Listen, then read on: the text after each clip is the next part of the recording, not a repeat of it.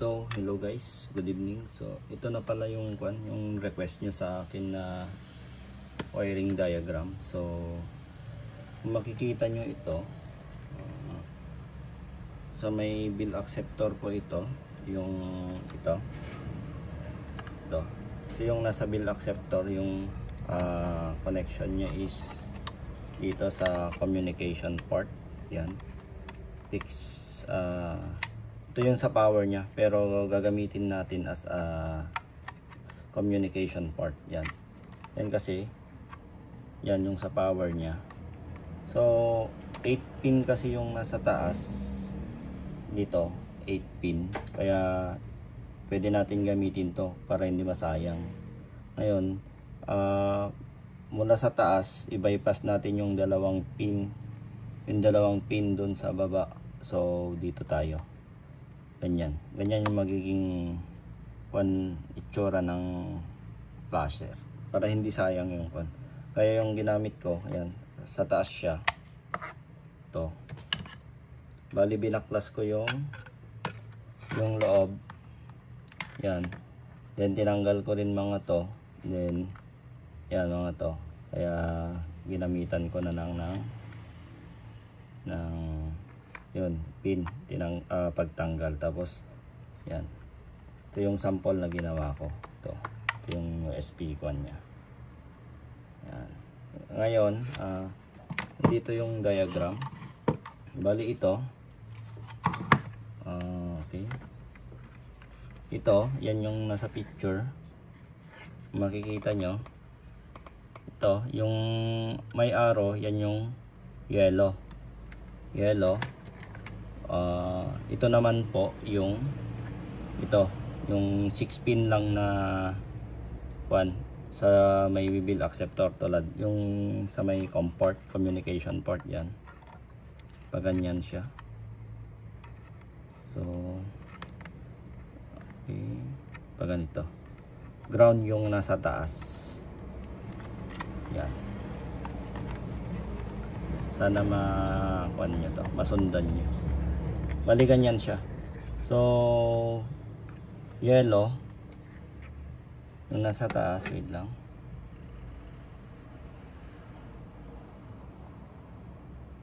yan, siguro kita na yan. Ito, ginamit ko yellow, color coding lang. Yung yellow, yan yung MCLR nya, yung unang pin, basta yung unang pin yung may arrow dito. Ngayon yung yellow papunta sa diagram dito, yan. So yung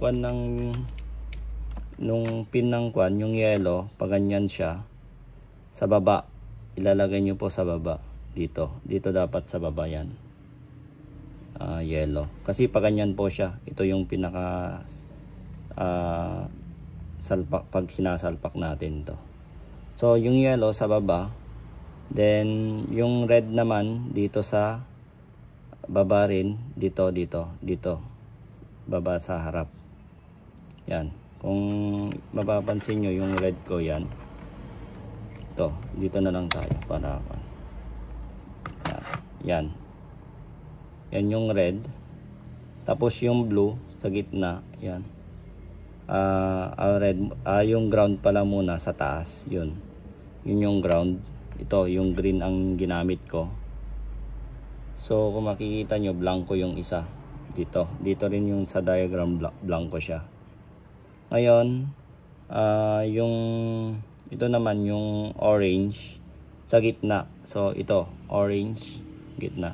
Bali ang magkakasama dyan, dito green, orange tsaka yellow. So green, orange, yung green kasi black yung ginamit ko, ground siya. Tapos yung kulay blue naman, yung panglimang dito sa kit natin, yung panglima, kasi disable yung pang-anim dyan, walang connection. Yung panglima is blue yung ginamit ko, yan. Bali magkakasunod yan, yellow, red, green, orange tsaka blue. So yung blue sa dito sa tapat ni orange. So yan po, yung diagram. Then sa kwan naman sa USB, yung mga nagtatanong kasi ganyan yan. Ganito yan, yan. Pag ganyan siya, yan. Para pag flash natin, ito lang isasalpak sa bill acceptor, then yung power niya. Pag ganyan po yan, yan. So yung pinaka-diagram niya, ganyan siya. Then ito, optional naman tong USB. Pwede nyo namang gamitin, tanggalin to, gamitin yung kwan mismo, yung sa USB. Kaso, lagyan nyo pa ng input dito para sa 12 volts. Yan. So, kunwari, gamit tayo nung wire.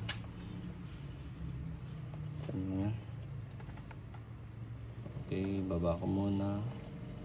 Yun yung ginamit para makita nyo. Ang baba ko lang po muna rito para hanap lang ako ng wire na ginamit.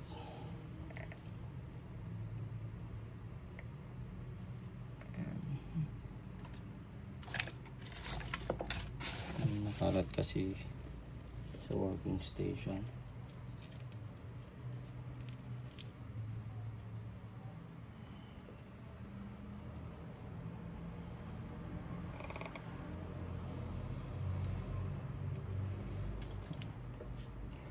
Kung may kung ganito lang, kung meron kayong custom board, dito nyo ilalagay yung power. Yan, wait lang, hanap ako ng custom board ko. Ayan pala, ito.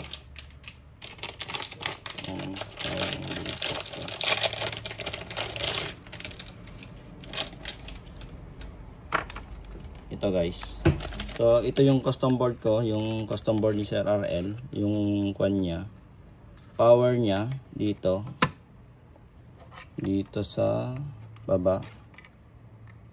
Yan. Yan. Yan yung power niya. Then ito naman yung sa flasher. Ito.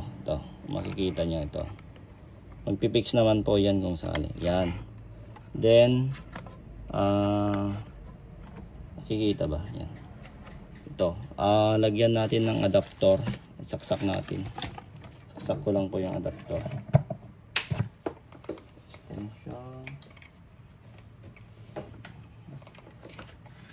Pwede kaya ito. Ilaw. Ito po. Ito ng extension. Ito.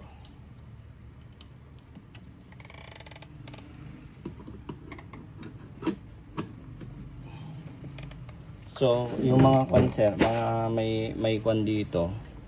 Yan, yung custom board.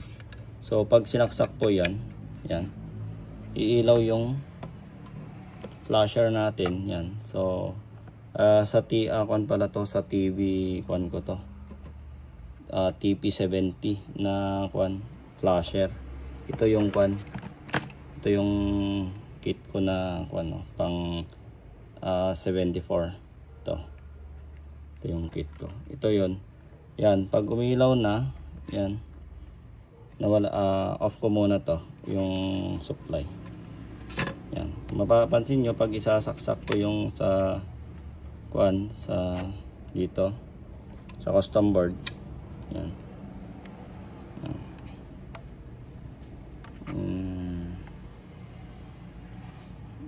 Wait lang, sa TV74.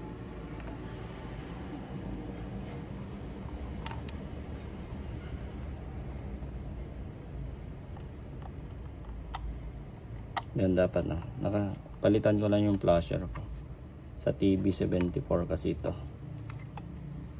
Yan.